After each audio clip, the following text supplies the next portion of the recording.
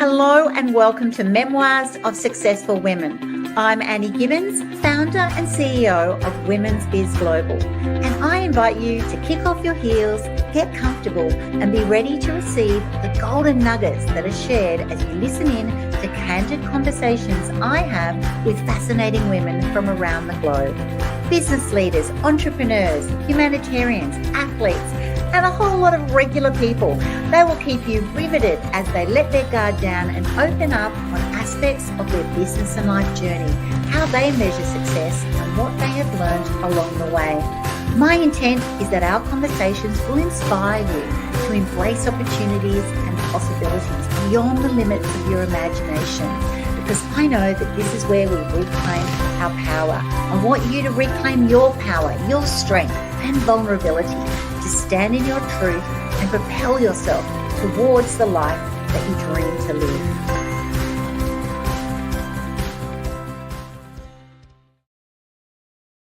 Hello, everyone, and welcome to Women's Biz Podcast, Memoirs of Successful Women. I am Annie Gibbins, your host, and I am super excited to be sharing with you a remarkable soul on a spiritual journey. So we're going to get a little bit spiritual today. A woman who is on a mission to empower others through the story that she's had. And this woman is Que Nona Guilford, affectionately known as Mrs. Q. Mrs. Q has an immense joy for seeking after God's heart, and she is totally guided by a profound desire to uncover His will for her life through His word. And her journey is a testament, really, of the power of resilience and faith, despite serious setbacks, including failing English 101 twice at college. Mrs. Q then defied the odds to author not one, but 8 books. And her life experience has become a really powerful lesson that you don't have to be perfect, but you do have to be willing. So we're looking forward to unpacking that today with Mrs. Q. Welcome to the podcast, Que Nona. Hi, how you doing, Miss Ann? I'm so excited about being here. And thank you for having me. It is such a delight to have you on my show. I would love to just dive into talking about your journey. You know, your journey emphasizes the importance of owning who you are. You know, That's what you've got to do. You've actually come to a moment when, you know what, I have to own who is Que Nona Guilford, right? So can you share a pivotal moment when you truly had to embrace your authentic self? And then how did that start to impact your life and your work? Okay, so a pivotal moment for me was I've always been in the church most of my life, and but God was causing more from me. So me and my husband were transitioning to another church, and it was like kind of getting me out my comfort zone. And I felt like the Holy Spirit was telling me to write a book, and I'm like, why would I write a book? And I have trouble with English and this and that. And what happened is when we went to the church for about 30 days, and we got this huge prophecy. Now, the thing about it is God loves to confirm what He is saying. And the pastor that did not know me, and matter of fact, I never shared it with my husband at that time, that he said that I would write a book. Well, this pastor, my pastor, Javon Good at Destiny Church, said I'll write at least 3 books. Now, from me thinking of who I am and not knowing, I knew he didn't know this because there was no evidence in my life that I would be an author. So it was such a profound moment for me, and it was such a shift for me because I knew at that moment God was speaking to me. I knew at that moment that God wanted to do something through me, and it was no way that this man could get that close to me when that was what God was saying. So it shifted who I was. It shifted who I thought I was supposed to be. And, I ended up starting to write, and my publisher company quit before I finished my first book, and I didn't know what to do. So I just pushed out the book, and it had different major errors. And if you're like me, I'm like, listen, it's no way that God is telling me to do something and I'm gonna have to do it. So I bring it back in, redid the cover, redid the book, and sold more copies in the first 30 days than I sold the whole time the other book was out. By the time I got to my third book, I started helping other people write books, guiding them, coaching them through it. And here I am now at 8 books. So when I say that shifted my life, when I say that that was a moment within, because it's not only did I write books, but I wrote them quickly. I mean, this was like in 2016 or 17. And look at, and it's 7 years later. Most people, it takes, a lifetime to write one book. So Absolutely incredible. You must have been thinking at the time, are you crazy? How could I be the woman who's going to be an author when one of your biggest fears at the time, or the biggest self-beliefs, was that I am seriously not gifted in this area. I'm not gifted at writing. It's like, how left field is that? How did you actually overcome that moment of believing that it was like a calling or a word on your life from a spiritual perspective, to your whole essence thinking this can't be true? Well, so God transformed us through the word. And the word says when we are weak, we're strong in him. And so God uses your weak moments. God uses the moments that you think you've got to rely on yourself. Because this is what I've learned through the years, is that when we depend on ourselves, it's our vision. When we depend on God, it's God's vision. And if you could do something by yourself, it's not God's vision, it's your vision.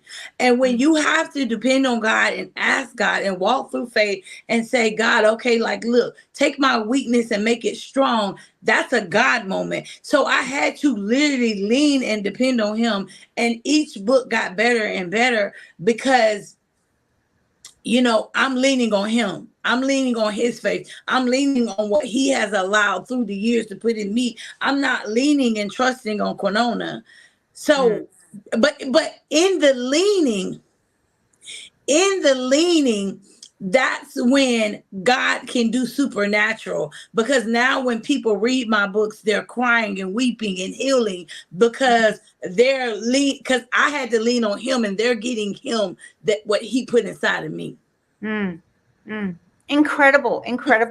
Now, you've got people listening in who are hearing, you're obviously a big advocate, a strong advocate for believe in your dreams, chase that, go with the calling on you. But there's also people listening in going, yeah, but I really struggle. I know what my quiet dream is, but I'm struggling with pursuing that because of self-doubt, because of external obstacles that, can be so diverse, but really a handbrake on your life, right? So what's your message to those people? I used to be you. I mean, people, they see what I do now. They see me produce what I do now, but they never know about the hidden things that I fought in my head, that I got out. I had to literally get out my head, and I had to get out of what I was thinking, because it comes a point in time where you just have to surrender to God, and you say, God, I don't know what you're doing. I don't know how you're doing. I don't know how you're moving, but I trust you. And that's really what it's about. It's about you trusting God more than you trust yourself. And when you get in that place where you trust God more than you trust yourself, then God can operate through you, and God can help you develop you. You just have to get out your head, and you have to say, listen, Lord, I don't understand it. I don't know what you're doing, and I don't know why you're doing it, but I trust you. And I promise you, if you say that prayer, I promise you, if you get that spirit in your heart, if you get in that place, then that's when God is going to show up and show out in your life. I've walked into abundance because I surrendered and said, God, I don't understand it. I don't know what you're doing. I don't even know why you're doing it, but here I am. And when I surrendered that's when I got in that place. I can tell you a testimony on top of testimony on top of testimony, but I will share one. Me and my husband was staying in a 12 feet square house. And I remember coming home one day, because my pastor teaches faith. And I remember coming home, God, like, what do you want me to do? Do you want me to buy a house? Do you want me to build a house? Like, which one do you want me to do? because sometimes we can hear different things for different times, but it doesn't mean it's the time to do it. So I'm surrendering and I'm like, God, you show me what you want to do. I was like, I'm going to believe you. 3 days later, somebody came up to me and offered me a house that their mom was staying in. It was no way that I would have picked that house. It was no way. This house was 2390 square feet. We walked into $30,000 of equity in a seller's market, not a buyer's market, a seller's market. If this house would have went on the market within a week, it would have been sold. And if we put 20,000 in this house, we could almost double the money that we have already invested in it, about the value we put on the loan. So what I'm saying to you is, when you surrender and when you depend on God, when you lean in on God, when you walk into what God is saying, when you move self, because that's really what it's about. When you move self out the way, then God has the opportunity to give you abundance. The word tells us he is able to do exceedingly and abundantly more than we think or hope for. Mm-hmm. And if he can do that, he's able to do it. But that doesn't mean he's going to do it. We have to be in posture. We have to be in position to receive that.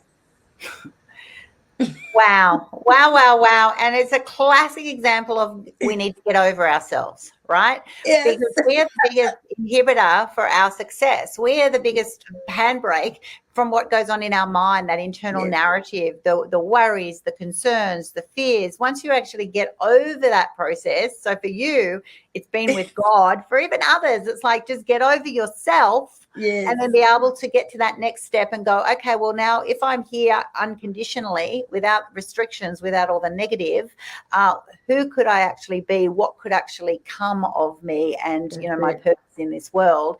It is absolutely phenomenal. Now, I also know that trusting the process is a significant theme in your story. You have to actually trust the process, trust what you're doing, and then, write it out, because there'll be hiccups. There'll be challenges. Definitely. There'll be things that'll come up and go, whoa, just because I believe God's ordained this, I'm still finding it a challenge. Can you share any personal experiences where patience and trust in the process ultimately led to the positive outcome, that transformation, when you truly went, I am going to have to trust this process? That's hard. Yes. Well, I can even share that the same testimony with the house. I was trying to but the same testimony with the house, it was shown to us in July, and the people moved out in October, but me and my husband did not collaborate until February. We did not start walking together into February. So I had to trust, and I had to keep speaking to God, and I had to keep saying, God, you said this was for us. God, you said this was for us. And sometimes we have to continue to trust it, because as we continue to trust it, that's when God starts moving and breaking things down. Because where the woman ended up going $25,000 less in the process of waiting, for no complete reason. Like it was just ridiculous. And the thing is, okay, so let me say this. We're big. I don't know about where you're at, but we're very big on, if something happens, it's not meant for us. It's not meant. We have that scenario that we'll be like, oh, so this happened, so it's not meant for me to do it. And to be honest, it's really the complete opposite. To be honest, it really is the complete opposite, because and I even talk about this in my books, that delays will come. Distractions will come, and you have to be prepared, because if you some things the devil cannot take from you. But we give them up. We walk away from it. And because we walk away from it, God doesn't allow us. We walk away from it. So that has nothing to do with God. That doesn't mean that it wasn't sitting there waiting on us. It's we walked away from it. So we have to really ask God for discernment. We have to really ask God to show us. And we also have to be patient, because we live in this microwave society, and we don't. But if you ever take time to notice, Homemade grits is always better than microwave. Just think about it. So that's how processes are. You know, I know that sounds funny, but that's how processes are. Anytime you get on that stove and you cook something, it's always better than that quick fix. Think about the meals that we eat that are already pre-made and this and that. It's nothing like mama's home cooked meal or daddy's home, you know. So that's how life is. We must understand that the process is worth it. I know that's such a dirty word for people, but the process is worth the reward. 100%. 100% agree with you. And it's the learning through it, and it's the tough times that you sort of go, I don't enjoy them in the experience. But when I look back, I go, I needed to learn those lessons. I had to have those stepping stones, because then it is real. You also sometimes appreciate the outcome more. Yes. If you got it with a quick microwave, right? It's kind of like, yeah, okay. But you also then accept just what you get, which is going to be a limited, lesser version of what you can actually stick with. And I totally love what you've shared there, Que Nona, that, you know, I'm all into just focusing on the end goal, the dream, and then that's going to take time. It's not going to happen overnight. But when you actually, you push through, you just keep leaning. That's what successful people do. This podcast is Memoirs of Successful Women, and this is a truth. This is a total truth that you have to focus on going, I'm going to keep backing it up even when it's challenging, even when it's hard, because I'm going to be focusing on the end goal. And I am also going to appreciate that is going to involve some stretching, some growth, some comfort. Absolutely. Absolutely. Now, I know in your journey, like all of us really, there can be periods of, needing to forgive people, and so unforgiveness can be a really heavy burden to carry. How have you personally navigated that journey of forgiveness? You know, this is a big one. And what insights can you offer to others grappling with forgiveness in their own lives? Because if we don't get to that stage, those unresolved issues can be one of the biggest anchors in us being able to move forward. Wow. Forgiveness is one of the things I love to talk about because I do it so well. But I haven't always been here. I remember when I was going through a process and I was like, I've been through a lot of things in life.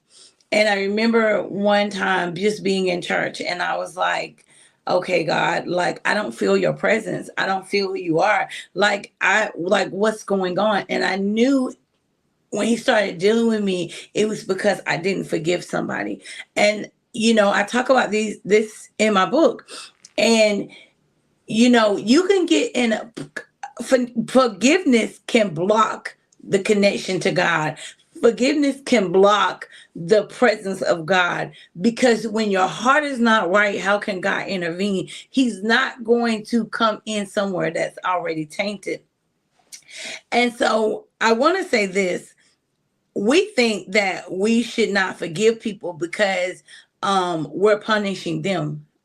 Let me come a little closer. Let me let you tap into something. They're not studying you. Forgiveness is about you. Forgiveness is about freeing your soul. Forgiveness is about freeing who you are. Forgiveness is about dropping that dead weight. Forgiveness is about knowing that you matter enough not to hold that grudge. And when you tap into forgiveness, when you tap into I am bigger than this moment, then and you say, God, I got to give this to you. I can't carry this no more. You live a better life. You live more peaceful. You live more free, and God can flow through you. I am thankful that God has allowed me and taught me how to forgive, because it is one of my powerful moments. And you have to understand that the more you forgive, I didn't tell you to forget. I just said forgive. The more you forgive, it opens doors and opportunities for you to be in a place because now God can trust you in moments. Now God can trust you when things are going on. Now God can trust you in certain places, because one thing I'm going to tell you, people are going to be people. Yeah. Mm-hmm. Mm-hmm. People are going to be Exactly. people. People are going to be people, and they are going to hurt you. They are going to wound you, and sometimes bring you to your, inner core of pain. But being able to learn, really, it's a learning curve to forgive. And I love what you said there. It is about you. It's not about the other person. Yes. It's nice if you can forgive that other person, but it actually, the value is on you being set free. Yes. It's about you not letting taking that the chains off. the power of what they've done. It takes that control over from them on your life to becoming self-empowered. And this is a huge leap. Now, you've mentioned you've had, lots of challenges in your life, and like all of us, we tend to overthink things. We worry about rejection. We get challenged by God's timing in things, and you've had to learn how to tackle these sorts of challenges. Are there any key strategies or lessons that you have found most effective to being able to push those people listening in? How do I now start to become more empowered and push myself through so that I can truly believe that, good things will come and that I will be successful on my journey? One of the most powerful things I can say is moving. Like, when I've learned to move, I've learned to stop thinking so much and just do. Like, what is God asking me to do? Let's go. Because God is attracted to movement. And we must understand that so many times we sit too long in places. We sit too long, and the enemy are, sometimes it ain't even the enemy. So many times we're in our head and we're overthinking that moment. We're overthinking we're thinking about the end. And I'm going to tell you this, that God doesn't show you everything when you're standing and when you're starting, because he knows the more he shows you, the more you're going to back up. And what you want to get in a place where God can trust you and he start revealing things to you. And you want to get in a place where God starts opening the heavens for you. Because listen, we all say that everybody's the same, and that's really not true. Because let me tell you something. I'm gonna tell you. As a parent, I have 4 kids, and it's nothing like a child that is obedient and moves quickly.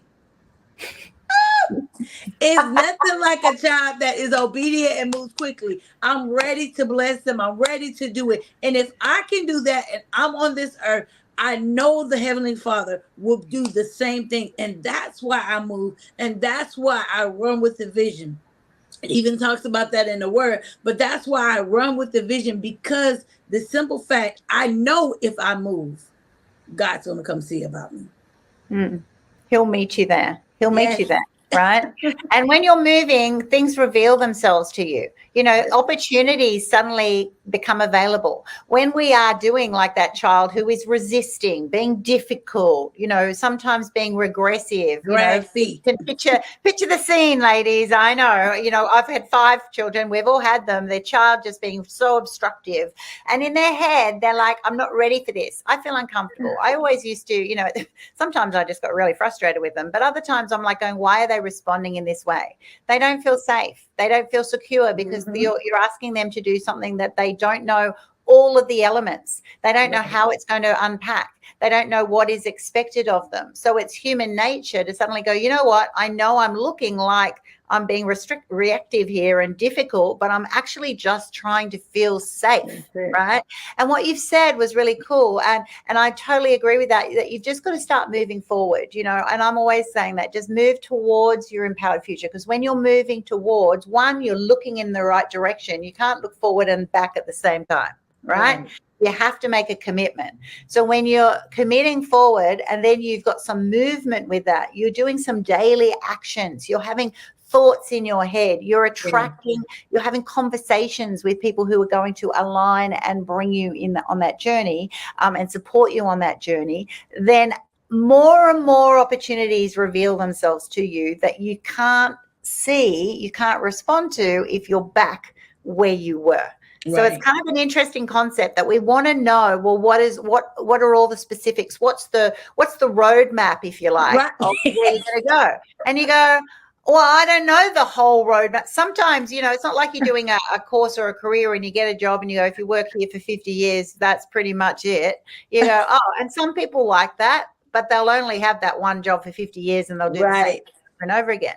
But if you actually want to, lean in and be like, who goes, oh my gosh, I thought I'd failed English, and like, well, I actually did, and now here I am, a multi, award-winning Right. author. How does that actually happen? You wouldn't have known all the steps, but you at some stage had to commit that says, all right, I'll start doing that. I think you mentioned also already, they've got better over time, of course, because you now have learned to perfect your craft and you will continue to do better. We all look back and go, was that our best effort?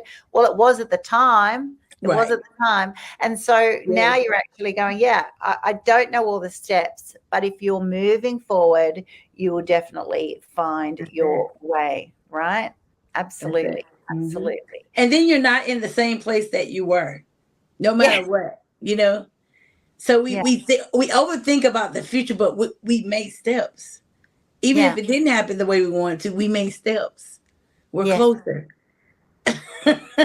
Absolutely. Absolutely. And to finish off, I'd love to know, you're in a church, you're in an environment that, you're all speaking the same language, if you like. You're aligned in your soul purpose, the words from God, that infrastructure. For those of our listeners who are not in that space, and that's totally fine, what advice do you give to them, about just trying to align, be guided, be supported to really move forward with purpose, right? So we've mentioned moving forward, but are there patterns, are there habits, daily habits, things that words that you put into your mind that actually help you, even if you weren't in the church environment? Okay, so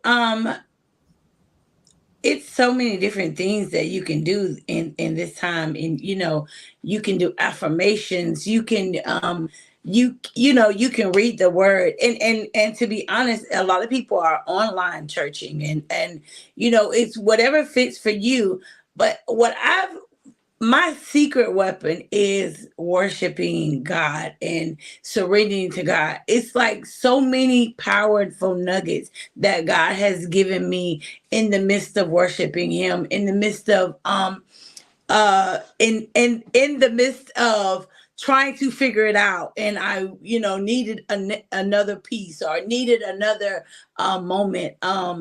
I am so sold on God and being in the building, because it's so many moments and so many times that I've surrendered, and I'm like, God, I don't know what you're gonna do. I don't know what. And that's when He starts whispering to me, and that's when He starts showing me the plan. In His word, it says, Jeremiah 29:11, that He knows the plan, and even 12 goes on to say, if we worship Him, He'll reveal it to us.